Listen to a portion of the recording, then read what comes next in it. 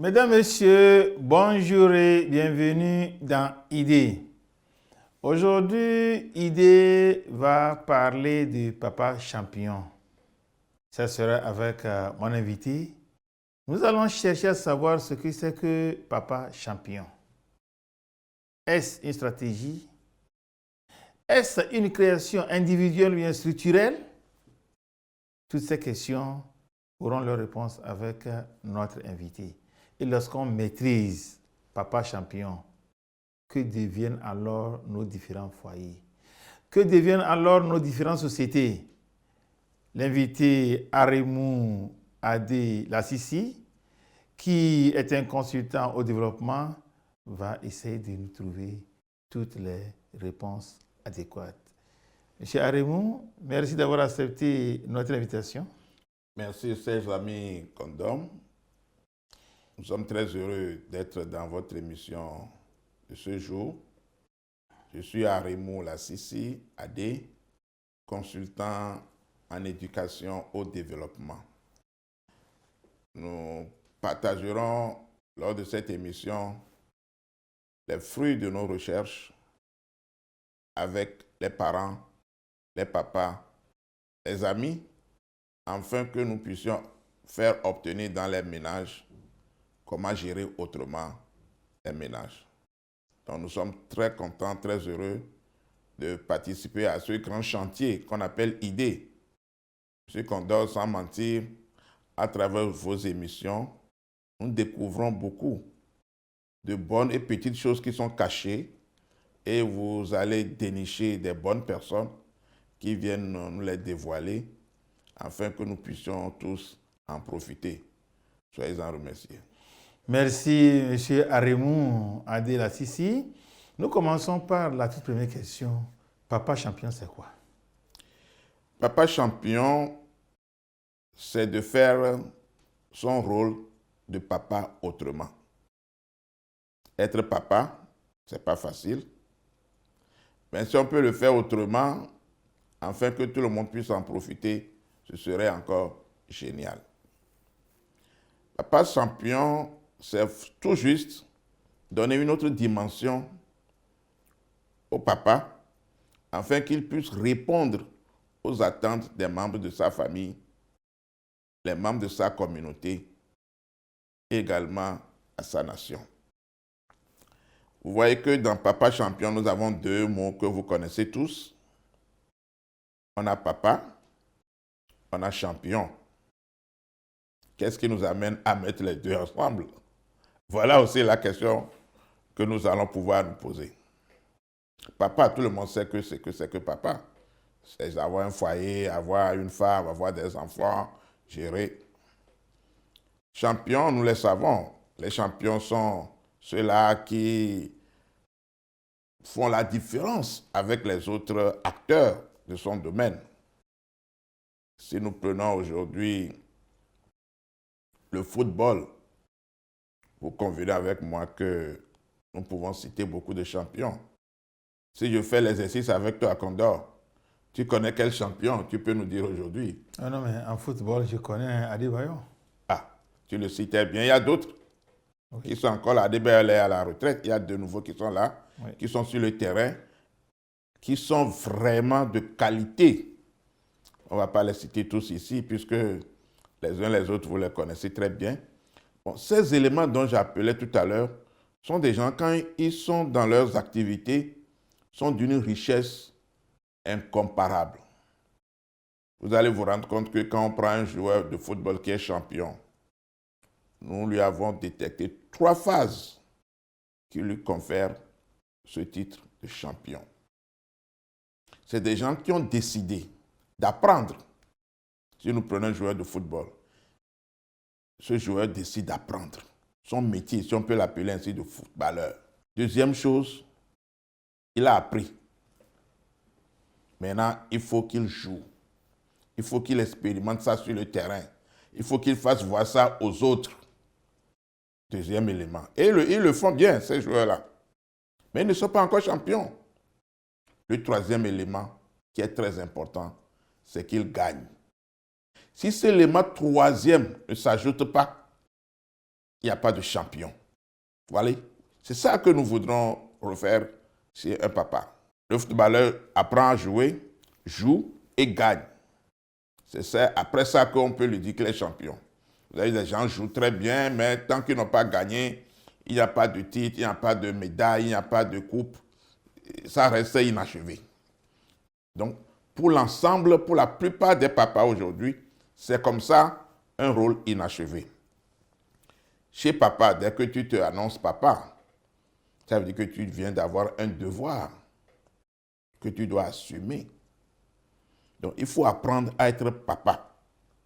Tu vas rechercher, je suis papa, quelles sont mes responsabilités, quels sont mes engagements, qu'est-ce que je ne dois plus faire, qu'est-ce que je dois désormais faire, avec qui et pourquoi et comment. Tout ça, là, je dois maîtriser. Ça, c'est le premier élément. Le deuxième élément, tout ce que je viens de citer, il faut que je mette ça en œuvre dans mon foyer, au profit de mes membres de foyer, de ma famille. Disons que je le fais bien, ou bien je crois que je le fais bien, alors que ma seule satisfaction n'est pas la résultante de mes efforts. C'est là où vient le troisième élément qui correspond à ce que j'appelle gagner chez les footballeurs champions, par exemple. Maintenant, le troisième élément ici dans un ménage, c'est quoi? Est-ce que ma femme, mes enfants sont satisfaits de moi? S'ils le sont, paf, je deviens un champion. Voilà comment nous avons réfléchi à être champion pour un papa. Si tous les papas peuvent travailler, agir, concevoir leur ménage de manière à ce qu'au finish, c'est la maman qui est contente, c'est les enfants qui sont heureux et c'est lui-même qui est épanoui. Je vous dis qu'il n'y a pas meilleur choix à faire lorsqu'on se met ensemble.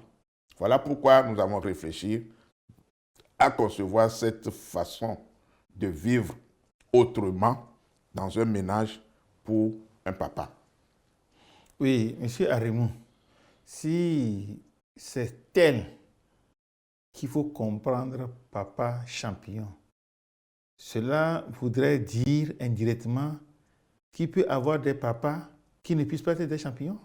Pour être champion, il faut que ceux pour qui vous devez être champion soient satisfaits de vous. Si les personnes pour qui vous vivez, vous avez fondé le foyer, ne sont pas satisfaits, vous n'êtes pas champion. Vous n'êtes que papa.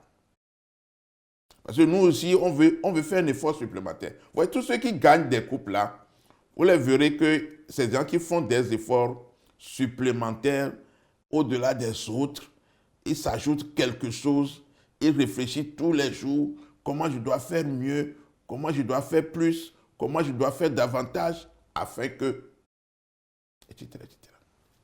Donc, pour un papa, il faut aller à ce rythme-là. Et ça, ce qui est important ici, et je vais le dire dans un symbole de chiffre tout à l'heure, ce n'est pas un moment que tu fais et après tu ne fais plus. C'est en permanence. C'est en permanence que ça se fait. Et ça se prépare. Parce qu'on n'a pas les mêmes potentialités, les mêmes moyens à tous les moments de sa vie.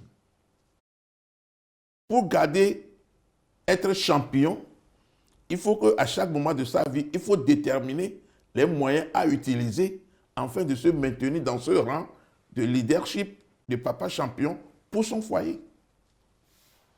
Oui, M. Arimou, merci pour l'explication. Est-ce que vous pouvez nous donner tout ce qu'il faut faire pour mériter ce titre, ce qualificatif de champion? Oui, nous n'avons pas voulu être vagues dans ce que nous proposons aux communautés.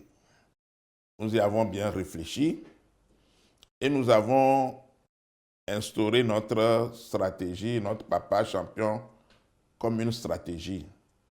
Ce n'est pas un projet, ce n'est qu'un mode de vie. Qui parle de stratégie utilise, c'est l'adverbe, mais l'adverbe comment.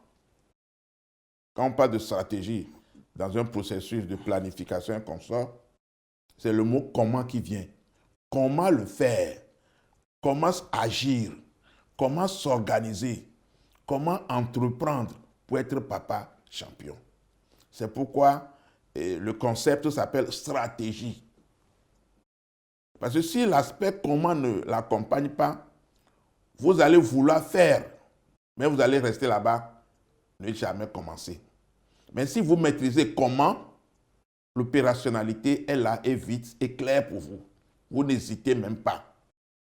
C'est pour cela que cette stratégie qui est conçue a été placée sous 4 piliers. Pourquoi 4 piliers? Vous savez que généralement, dans nos traditions, à la cuisine, vous verrez la maman placer 3 pierres et elle fait sa cuisine. Et on lui dit que quand nous on a quand vous mettez le feu avec ces 3 pierres, vous y mettez votre casserole, vous allez cuire. Alors que si vous mettez 2 pierres, ça ne va pas passer. Mais nous sommes allés plus loin pour dire on met 4. Vous voyez comment nous voulons garantir cette cuisson de la famille. Cette fois-ci, nous voulons cuire la famille. Nous voulons mettre la famille au feu pour pouvoir être mangeable pour les membres de la famille. Donc, c'est pourquoi nous sommes allés jusqu'à 4 piliers dans notre stratégie. Il y a le premier pilier que nous appelons les valeurs familiales, parce que tout se déroule d'abord dans la cellule familiale. Il y a ce que nous appelons les qualités communautaires. Quand vous quittez votre famille, vous allez intégrer la communauté. Vous devez être un exemple exceptionnel dans la communauté. Après ça, nous avons ce que nous appelons le 3e pilier, qui est les 7 utiles quotidiens. Ça, c'est en termes de langage. Comment parler, comment se comporter, comment vivre au quotidien. Ce que vous devez faire l'entretenir, c'est le langage. Et pour terminer, le 4e pilier nous parle de ce que nous appelons la masculinité positive. La masculinité, c'est la façon dont le mari, en tant que sexe masculin, se voit plus élevé, plus haut, dépassant la femme, par exemple. Mais comment cette vouloir du monsieur, de papa, ce vouloir peut être rendu positif pour le ménage? Parce qu'il ne faut pas seulement croire que c'est plus haut et ça suffit, mais non, il faut le mettre au profit de son ménage. Donc, c'est un exercice qui se fait là-bas avec les papas, qui se rendent compte en fin de compte que nous ne sommes que complémentaires. Sans nos épouses, nous ne sommes rien. Ça s'est démontré par eux-mêmes. On aura le temps de faire l'exercice peut-être en direct à la télévision togolaise. Voilà, Condor, les 4 piliers essentiels de la stratégie Papa Champion. Oui, est-ce que vous pouvez nous les rappeler, les 4 piliers-là? Je les rappelle un à un. Le premier pilier nous parle des 7 valeurs familiales. Le deuxième pilier parle des 7 qualités communautaires. Le 3e pilier nous parle des 7 utiles quotidiens. Et nous terminons avec le 4e pilier qui parle de la masculinité positive. Oui, est-ce que nous pouvons comprendre clairement ce que renferment ces 4 piliers? Bien sûr. Nous allons aborder avec le premier pilier. Oui. Tout juste pour orienter. Ce n'est rien de molarisation. C'est des choses que nous savons, que nous avons compilées autrement, afin que ça soit un réflexe désormais pour les uns et les autres. Vous allez voir que le symbole 7 est revenu à tout moment sur l'ensemble des piliers. Nous avons la semaine, qui est faite de 7 jours. Nous avons choisi 7 pour seulement signifier aux uns aux autres que quand une semaine de vie finit, vous ne pouvez pas marquer une pause avant d'entamer une nouvelle semaine de 7 jours. Ça s'enchaîne. Donc, ce qui fait que ce que nous disons ici, vous n'avez pas une pause pour mettre ça en œuvre. C'est des choses que vous devez faire tout instant que vous avez le souffle de vie sur cette terre, vous avez à le faire et vous allez y réussir. C'est pourquoi nous marquons la chose par le symbole 7, pour que chacun comprenne que 7 jours de la semaine, ces 7 jours s'enchaînent jusqu'à ce que le dernier moment vienne. On n'en parlera plus de 7 jours pour vous. Voilà. Donc, pour conclure et partir de ces explications, je vous dirai que les 7 valeurs familiales, ces 7 valeurs nous disent qu'est-ce qui est recommandé au mari de faire au foyer. Voilà ce que nous allons dire dans un premier temps. Nous allons les prendre un à un, tout juste pour pédagogiquement aider les uns les autres à mieux comprendre. Le premier élément nous dit, pour être papa, il faut être un mari. 2 mots, vous allez me dire que ce sont les mêmes choses. Je vais prendre toujours mon ami Condor comme partenaire qui va m'aider à décortiquer la chose. Est-ce qu'il y a une différence entre un papa et un mari? Vite compris, c'est la même chose. C'est ce que vous allez me dire. Exact. Malheureusement, ce n'est pas forcément la même chose.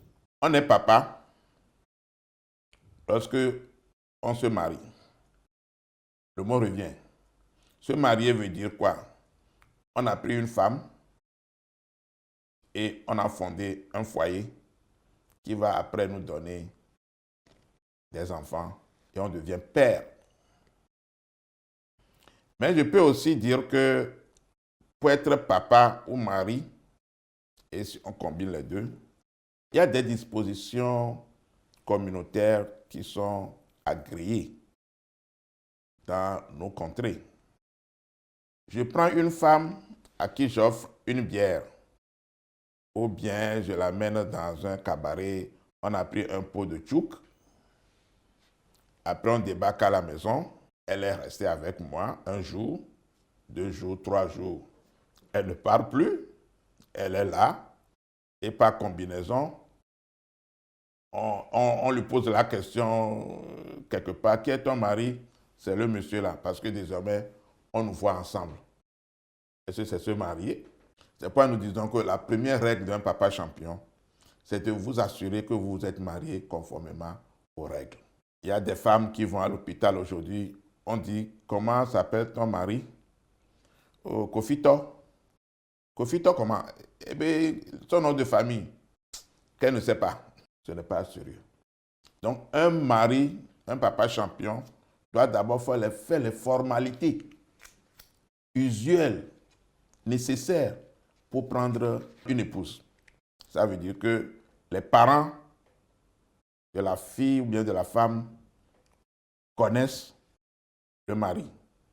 Les parents du mari aussi connaissent les parents de la fille. On devient en même temps, à partir de ce moment, les 2 familles sont en train de se faire une famille parce qu'il va y avoir un lien entre leurs 2 enfants. Et les formalités qui s'imposent, on fait ces formalités. Et la fille peut quitter aisément pour venir rester chez son monsieur et devenir à partir de ce moment femme. Ce n'est plus fille. Elle devient épouse dans un foyer. À tout moment, la famille de l'un ou bien de l'autre peuvent se visiter et on sait que c'est parti. Ça, c'est la première condition. La deuxième condition est également que quand vous fondez un foyer, il est nécessaire d'arriver à avoir des enfants. Cet aspect aussi doit être réglé. Nous savons qu'aujourd'hui, beaucoup de débuts de foyers, on a trouvé que ça a été très bon, mais à la fin, c'est coupé parce qu'il n'y a pas d'enfant qui vient vite. Il est recommandé également que, au titre de la santé de la reproduction, c'est une loi de la République, on traite également cette affaire de stérilité, non-fertilité. Il faut se faire soigner. Je blague souvent quand je fais ces enseignements aux gens que quand tu es un monsieur au foyer, quand tu ne sonnes pas midi, tu n'es pas intéressant au foyer. Bon, ceux qui veulent comprendre, ils comprennent. Mais si tu es au foyer, tu sonnes que 6 heures, ce n'est pas intéressant aussi. Il faut sonner midi. Maintenant, comment faire en sorte que tu sonnes assez midi pour donner satisfaction à ta femme? Si ça ne marche pas au couple, il faut se faire soigner. C'est impératif. Il n'y a aucune honte dedans. Aujourd'hui, nous avons au niveau des centres de santé à travers le pays des services adéquats, un personnel formé à qui vous vous adressez, on fait les examens qu'il faut et on vous met dans les conditions idéales et vous allez vous retrouver en bonne position de mari dans un foyer. Voilà la première condition qu'il faut observer en tant que papa. Et quand vous faites ça, c'est en ce temps-là que vos responsabilités viennent. Nous allons trouver les responsabilités en termes de santé, en termes d'alimentation, en termes de scolarisation, en termes d'hygiène et assainissement, en termes de protection de l'environnement et en termes de coaching social que vous allez jouer désormais dans votre entourage. Si nous considérons que un deuxième élément de valeur familiale, le papa doit s'assurer que la santé va bien dans son ménage. Oui, M. Arimou, avant d'aller au niveau de la santé, je reviens au niveau du papa. Cela veut dire que celui qui devient père d'un enfant, comme on le dit quotidiennement, par accident, l'enfant est venu. Ce monsieur-là, est-il papa ou non? Ce monsieur sera papa si on procède à la régularisation des problèmes. Une grossesse dure un temps. Ce n'est pas une grossesse qui vient le matin, l'après-midi, on accouche. Dès que ça vient, vous considérez comme un accident. Vous deux, accidentés, vous avez des parents. Il faut aller à la régularisation. Maintenant, si on ne régularise pas, vous considérez l'accident et vous êtes là-bas comme un garage pour gérer ça, ça ne marche pas. Parce que demain, des problèmes plus sérieux vont arriver et vous allez faire comment? Supposons que vous gardez cette dame à la maison. Accident est venu. Au moment de l'accouchement, on ne souhaite pas, la dame décède. C'est en ce temps-là que vous allez commencer par chercher les parents, dire quoi aux parents, pour obtenir quoi? Ou bien vous allez aller enterrer l'enfant de quelqu'un sans informer ses parents. Vous voyez que ça pose énormément de problèmes. On peut régulariser. Toute la vie humaine, à ce que moi j'ai compris aujourd'hui, rien n'est impossible au départ. Il faut y réfléchir, concevoir comment on va le faire et aller le faire. Monsieur Arimou, en tant que consultant en éducation et développement, qu'est-ce que vous avez à dire aux jeunes filles et aux jeunes garçons concrètement, puisque ça suffit dans la société, pour que de pareilles choses ne puissent pas continuer? Nous disons que l'élément gênant qui vient bousculer tout, c'est de tomber enceinte. Ça, c'est l'élément gênant. S'il n'y avait pas encore ça, on peut toujours faire le faro et aller revenir. Parce que quand la fille vient dire « je suis enceinte », est-ce qu'on aurait pu faire sans qu'elle ne tombe pas enceinte? Je dis d'emblée oui. Aujourd'hui, il y a tout un mécanisme de santé qui existe à tous les niveaux pour y remédier. Nous avons un programme d'éducation à la santé sexuelle. Nous avons un programme de promotion de la communication parents-enfants. Nous avons un programme entre les jeunes eux-mêmes de se parler et de se donner conseil. Toute une série de programmes existent. Je donne un exemple en passant. Quand je prends les ateliers de couture, les ateliers d'apprentissage aujourd'hui à Lomé, nous venons de finir un programme qui nous a amené à créer au sein des ateliers un petit programme qu'on appelle Club Ma Santé. Club Ma Santé, qui amène les apprenants ou bien les apprenantes d'un atelier à s'organiser en leur propre sein pour éviter que une tombe comme ça enceinte pendant qu'elle n'est pas mariée. Parce qu'elles reçoivent des formations, on met à leur disposition du matériel, les condoms, les préservatifs, et on leur a donné un créneau pour se rendre au centre de santé où ils sont reçus sans difficulté et sont pris en charge. Voilà un exemple d'intervention communautaire pour que ça ne soit pas que c'est nous qui venons tout le temps, mais nous responsabilisons les jeunes à faire face à leur avenir à travers ces programmes. On en a plein. Comme ce n'est pas le jour de l'objet de cette émission, je suis toujours prêt à revenir pour en parler. C'est énorme ce que nous faisons. Je parle de Papa Champion aujourd'hui ici. Nous avons un programme qui s'appelle Jeunes Champions. Vous voyez, c'est de ça que les choses dérivent pour permettre à gens à tous les niveaux d'aller. Parce qu'on dit papa, le jeune qui n'est pas encore papa se dit est-ce que je suis concerné? On dit tu es concerné. Ensuite, nous allons t'appeler jeune champion. Merci beaucoup. On peut aller avec la santé dont vous parliez entre-temps. La santé, nous disons d'emblée que pour constater qu'une famille est dans l'ambiance de se soigner et d'éviter des maladies comme ça, un élément essentiel est à observer dans le ménage. C'est le carnet de santé. Par exemple, on suppose que tout individu de ménage qui a un carnet de santé va se soigner. Donc nous faisons tout pour que cela soit ainsi.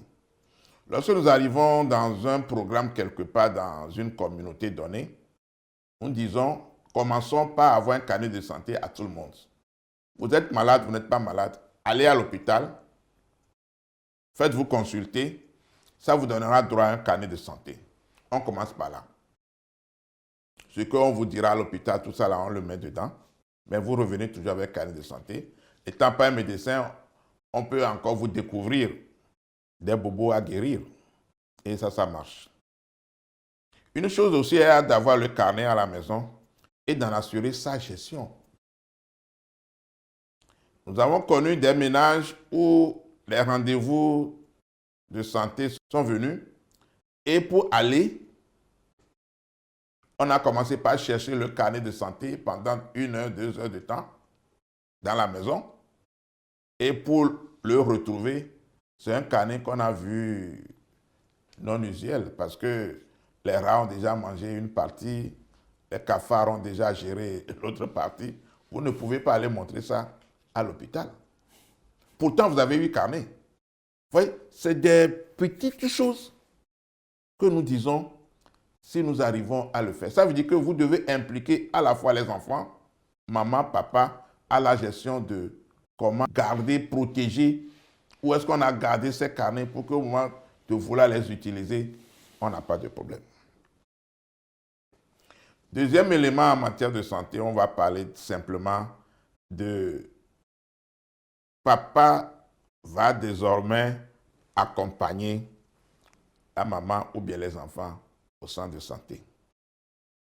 Je prends une maman qui est enceinte, qui, pour monsieur, ce n'est plus son affaire parce que, bon, maman est enceinte, c'est son affaire. Alors que maman n'était pas seule à tomber enceinte. Vous devenez gestionnaire à double de ce dossier. Il faut gérer ça jusqu'à la fin. Donc, à partir de ça, nous disons qu'il est toujours bien que maman soit accompagnée de papa pour aller à l'hôpital. Parce que moralement et psychologiquement, ça donne une force à la femme de se voir accompagnée par son mari. Nous avons connu beaucoup de commentaires autour. Ah, toi, tu n'as rien à faire. Ah, bon, ce que toi, tu as fait, c'est d'accompagner ta femme à l'hôpital. Elle-même ne peut pas. On se dit non. Il faut faire comprendre à ces gens que ce que maman a dans le ventre là, c'est mon produit. Si ce produit n'aboutit pas demain, j'en suis responsable. Je dois travailler à cela. Les gens disent, on a fait Bontémi. Il faut dire aux gens que j'ai donné argent pour qu'on me prépare ce Bontémi-là. Il y a quoi? Parce que quand demain ça ne va pas marcher, vous n'aurez plus ces gens-là. Ils vont seulement vous condamner, vous êtes négligent, vous n'avez pas assumé vos responsabilités. Arrivé à l'hôpital, on prescrit des produits. Vous êtes capable d'acheter parce que vous êtes venu. La femme n'a plus d'inquiétude parce que son mari est à côté. Quelquefois, la femme va seule, on prescrit produit, une femme enceinte. Ce qu'elle a ne suffit pas. Quand elle voit la distance qu'il faut faire, aller chercher l'argent et revenir, souvent, ce n'est pas avec des moyens adéquats. Ici, en ville, encore, on a beaucoup de aides. Mais dans les villages et consorts, on n'en a pas. Il faut aller encore faire la marche. Et le temps d'aller chercher l'argent, revenir, le personnel dit que, bon, il est l'œil, ceci et cela. Vous êtes là à voir. C'est déjà pénible. Donc, il faut toujours accompagner. Maintenant, quand on prescrit les produits, il ne faut pas que le monsieur se voit plus concerné. Moi, j'ai donné argent, on a acheté, ce n'est plus mon problème, pas du tout. Vous devez veiller aux prises de médicaments jusqu'à la fin. Parce que le danger également, qu'il y a de ces cas où vous prenez une moitié des doses, vous avez la sensation d'être guéri. Alors que pour être complètement guéri, il fallait finir tout. À partir de ce moment, le monsieur aussi a devoir. Vous voyez le travail supplémentaire, l'effort supplémentaire là. C'est ça qui confère à notre papa ce début de titre de champion. Parce que quand il le fait et que maman est guérie totalement, les enfants sont guéris totalement, est-ce qu'il y a un problème encore? Qui va être satisfait? Maman dira que je suis malade, j'ai été malade, papa est avec moi. Les enfants diront, nous avons été malades, papa est avec moi. Nous disons également que au moment de la grossesse, il faut avoir un plan familial d'accouchement. La grossesse ne vient pas un matin, on accouche le soir, comme je l'avais dit. Donc, c'est presque 9 mois. Ce plan d'accouchement permet et à la fois la maman et à la fois papa de s'organiser. C'est vrai qu'on n'est pas tout le temps libre, mais quand on s'organise, papa peut aller travailler à un moment donné, mais maman aussi peut participer. Plan d'accouchement, ça veut dire encore quoi?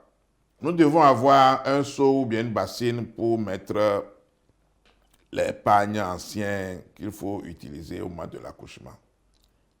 C'est vrai, certains le font. Mais je vais vous dire comment ça doit être géré. Ceux qui le font, ils le font, mais ils ne soignent pas.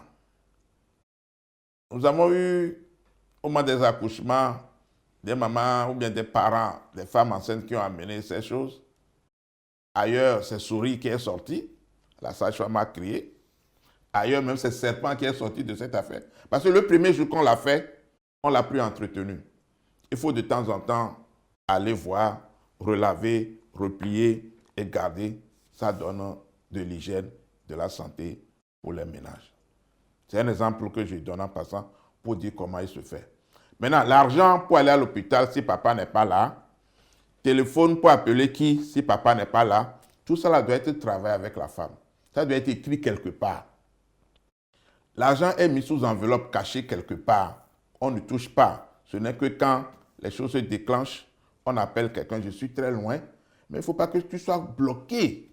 Ça se prépare. Ça permet ainsi à la femme de savoir que je prends tel téléphone, je prends tel numéro. Papa a déjà prévenu ce Z-Man, a déjà prévenu ce taxi, que c'est possible qu'à tout moment, ma femme t'appelle ou bien un parent de ma femme t'appelle pour que tu viennes les amener à l'hôpital. À mon retour, on gère le reste, etc., etc. Donc, c'est quelques éléments du plan familial d'accouchement. On a d'autres éléments dedans, mais l'essentiel est d'avoir ce plan. On ne peut pas gérer sans considération aucune une grossesse. Une grossesse, c'est un mystère. Il faut prendre soin. Parce que ce qui suit le reste, est important. Nous profitons aussi ici pour donner les conseils sur pourquoi accoucher à l'hôpital et éviter d'accoucher à la maison. C'est vrai, en ville, comme ça, on sait que tout est là. Mais dans les villages, la tendance d'accoucher à la maison est vite venue. Peut-être pas la distance qu'il faut faire avant d'arriver au centre de santé. Mais une femme qui s'écoute doit savoir que les moments approchent. Le carnet de santé de la femme enceinte aussi, on mentionne à peu près les dates d'accouchement si elle est fréquente aux consultations prénatales. Donc déjà, ça prépare à éviter d'accoucher. Parce que quand vous accouchez à la maison et qu'il y a des circonstances aggravantes de l'accouchement, l'évacuation de la maison à l'hôpital est plus compliquée. Mais si vous arrivez à l'hôpital et que c'est là-bas on constate les complications, les agents de santé savent comment entreprendre et voir ce qu'il faut faire. Je voulais aussi relever que dormir sous moustiquaire, aujourd'hui, doit être une obligation. Parce que les cas de décès d'enfants à cause du paludisme, ces cas-là sont assez fréquents aujourd'hui. Et nous devons tout faire pour que les enfants, la maman surtout enceinte, dorment sous moustiquaire. D'aucuns me disent que quand ils dorment sous moustiquaire, ils ont la sensation d'être étouffés. J'ai dit non. Deux choses. Dormir sous moustiquaire, c'est psychologique. Vous dites que vous êtes garanti là-bas. Deuxième chose, je leur ai dit de me faire la liste de ceux qui sont morts après être couchés sous moustiquaire. Ça n'a jamais tué personne. Personne. Ce n'est que l'illusion de la chose. L'autre chose la plus importante est aussi que, en matière de santé, nous parlons de la vaccination. La vaccination des enfants, nous ne pouvons pas négliger. Il y a un programme spécial du gouvernement qu'on appelle PEV, Programme élargi de vaccination, qui est destiné aux enfants de 0 à 5 ans, mais déjà de 0 à 1 an et demi, vous avez clôturé et vous ne faites que le renouvellement des doses. Et c'est gratuit. Et ça vous permet de faire éviter à vos enfants près d'une vingtaine, une quinzaine de maladies. Ça aussi, les parents ne savent pas. Parce que la dose unique que vous irez chercher en pharmacie, vous ne pouvez pas payer. Maintenant, on vous offre cette opportunité d'aller et gratuitement dans les formations sanitaires où il faut encourager les mamans à aller, à respecter les calendriers.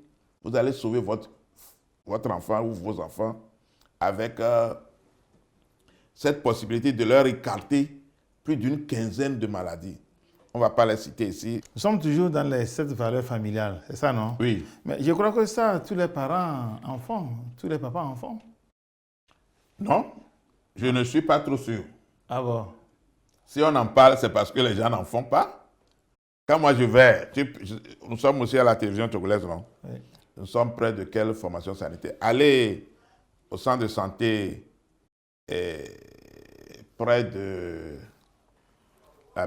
l'UTB circulaire. Je crois que les sœurs ont quelque chose là-bas. Allez faire tout juste 2 jours de sondage pour voir combien de maris arrivent là-bas avec leur épouse. Je m'arrête là-bas pour vous dire le constat que tous les maris en font, ce n'est pas sûr.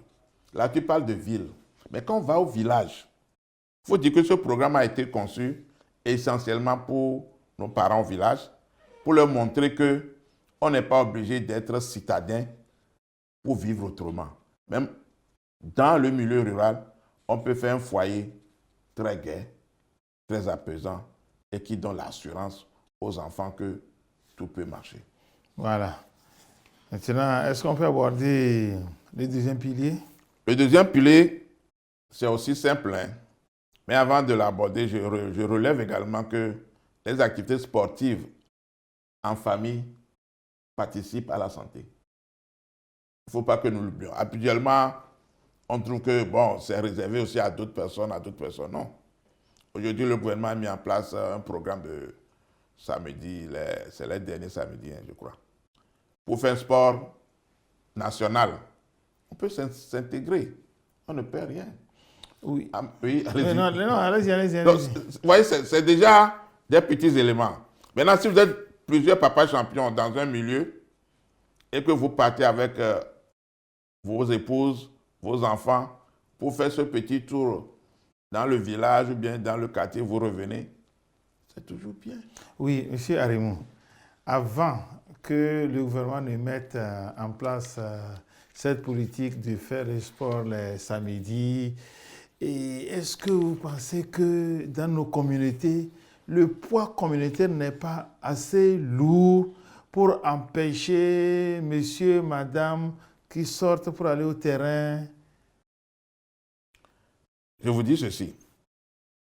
Moi, personnellement, j'ai travaillé en milieu communautaire très longtemps, notamment dans le Grand Nord. Si je vous dis que les bonnes femmes organisent des activités sportives extraordinaires, nous avons des championnats des femmes, de groupes que j'appelle les clubs des mères. Le jour où nous l'avons introduit dans les communautés, dans toute la région des savanes, hein, je ne dis pas quelque part, mais c'était du spectacle très applaudi. C'est seulement quelque part où on a eu un petit accroc parce qu'il y a un jeune imam qui voudrait dire que les femmes musulmanes ne peuvent pas ceci, cela, cela. Mais quand l'imam principal a pris ça, il a appelé et dit, il ne faut plus raconter pas ça. Tu vas en Arabie Saoudite, les femmes jouent là-bas. Tu vas à Qatar, les femmes jouent. Elles ne sont pas musulmanes. Donc ça a été bloqué. C'était à Timbou, hein, je le dis clairement comme ça. Et après, on a relancé ces matchs. Il fallait voir sur le terrain. Les femmes là sont très heureuses même de courir parce qu'elles n'ont jamais pensé qu'un jour on viendra vers elles pour dire organisez-vous, vous allez jouer tel village contre tel village et vous voir les deux villages qui se drainent sur le terrain, applaudissent, quand les gens tombent, on rit. C'est du beau. Ailleurs, c'était en présence des préfets que nous le faisons. Donc c'est pour dire qu'il y a des tabous qu'on peut couper qui n'empêchent pas le développement. Il suffit de vouloir et de pouvoir. Moi, je suis dans la logique que tout moyen de transformation nécessite une stratégie. Et quand vous y mettez la stratégie, vous y arrivez sans difficulté. Oui, par rapport à votre expérience, vous pouvez me dire positivement qu'il y a aujourd'hui des papas champions dans notre pays? Bon, avant d'arriver aux autres éléments de la valeur familiale, il y a, je crois que c'est en fin d'année passée, en début de cette année, près de 470, plus de 470 collaborateurs d'une ONG sur la place, je ne sais pas s'il faut l'appeler, que nous avons formés. Parce qu'ils ont mis un programme en place qu'ils veulent renforcer et réussir à travers les maris. C'est la gestion et le développement de la petite enfance. C'est une activité qui s'est déroulée dans Yoto et dans Hao. Je vous dis aujourd'hui, si c'est qu'on pouvait faire un tour, vous allez partir filmer. C'est une transformation extraordinaire. Je donne 2 éléments seulement. Dans ces contrées, les maris quittent déjà à 4 heures pour le champ et reviennent tard, mais ils ne connaissent pas leurs enfants.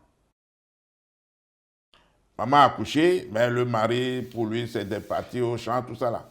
Mais à l'issue de cette formation, les maris ont ensemble décidé de ne pas quitter la maison avant le réveil de l'enfant. Parce qu'il y a un devoir du mari vis-à-vis de leurs enfants de 0 à 3 ans ou bien de 0 à 6 ans. Ça a été fait. C'est lequel? Je dis, c'est lequel? Bon, vous savez, de 0 à 3 ans, le cerveau de l'enfant se met en place. Ce n'est pas totalement encore formé. Donc ce cerveau est capable seulement d'enregistrer ce qui se passe aux alentours.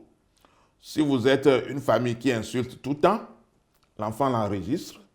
Si vous êtes une famille qui se bagarre tout le temps, l'enfant voit et garde tout ça là. Le mal, c'est que quand il garde, il protège en même temps pour que personne ne vienne l'effacer pour lui.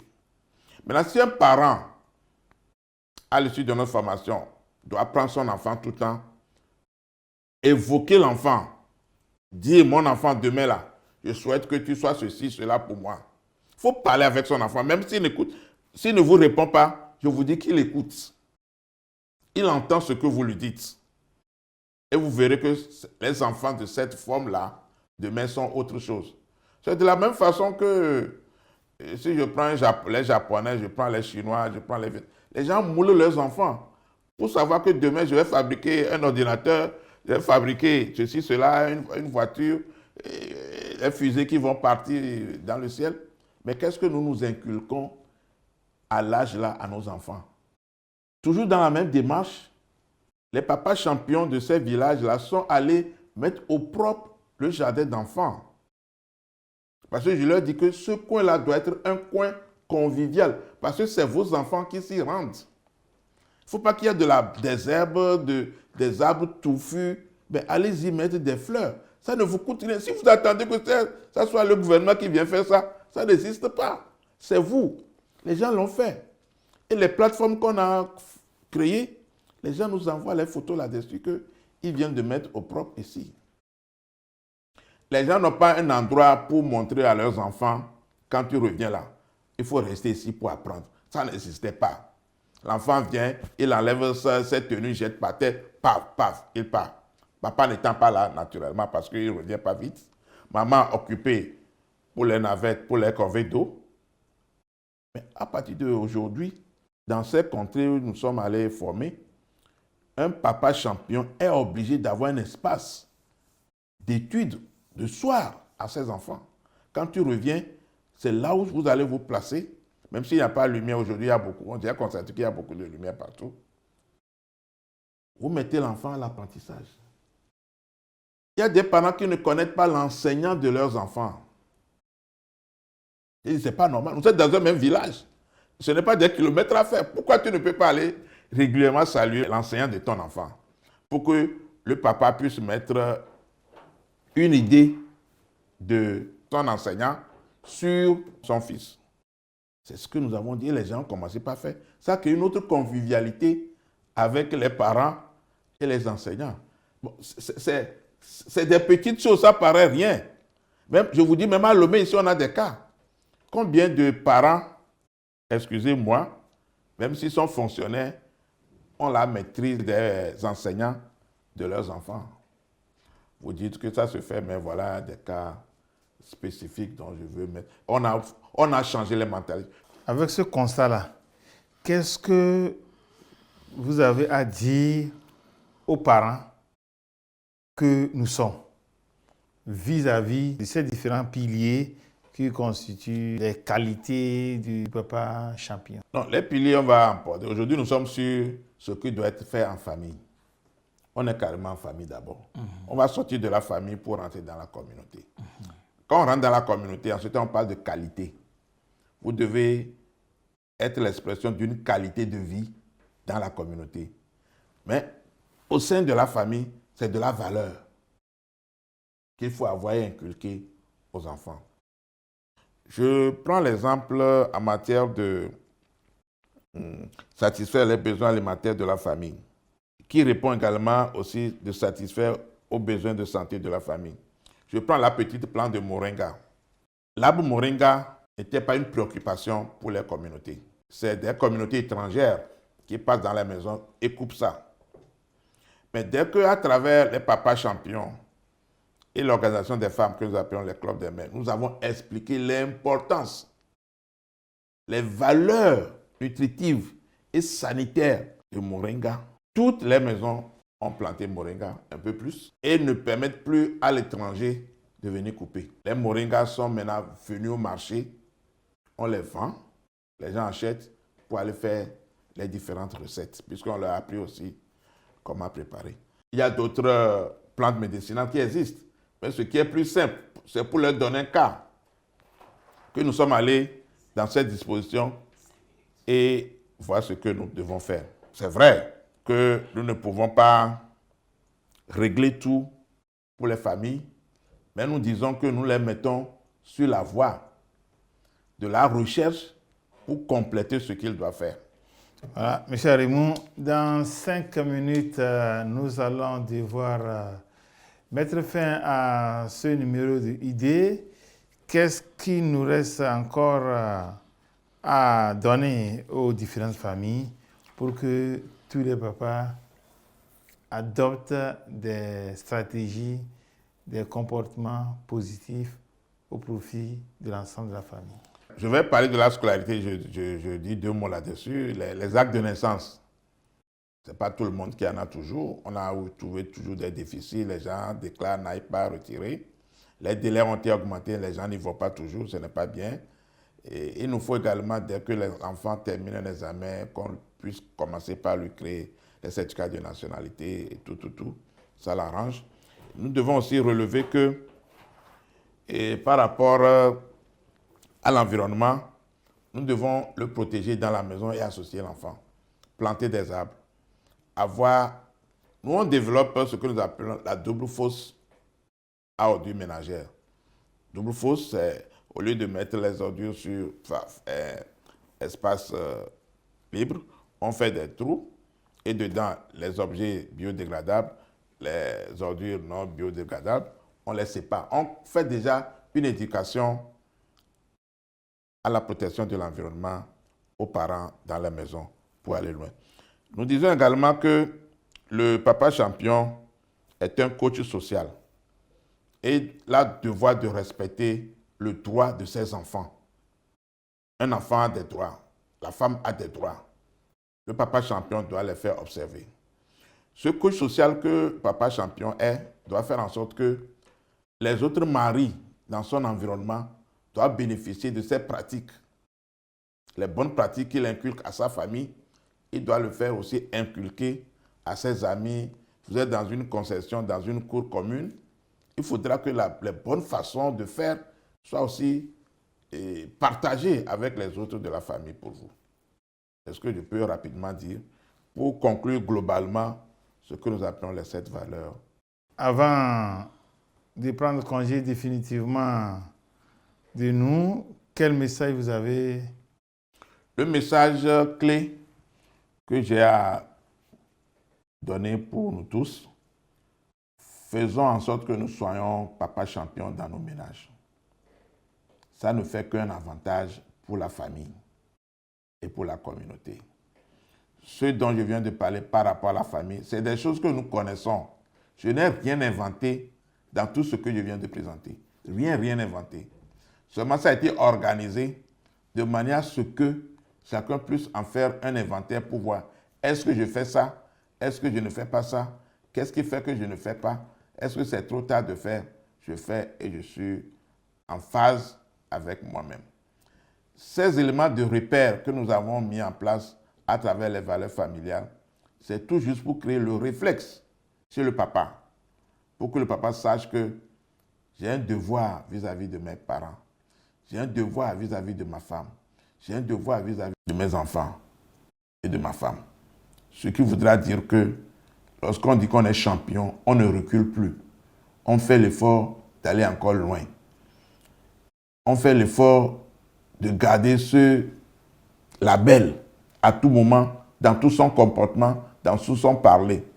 Voilà, chers téléspectateurs, nous sommes ainsi arrivés à la fin de ce numéro de votre émission préférée Idées. Ce qui reste à dire, c'est dire tous nos remerciements à notre invité Arimou Adelassisi pour tout ce qu'il vient de nous livrer.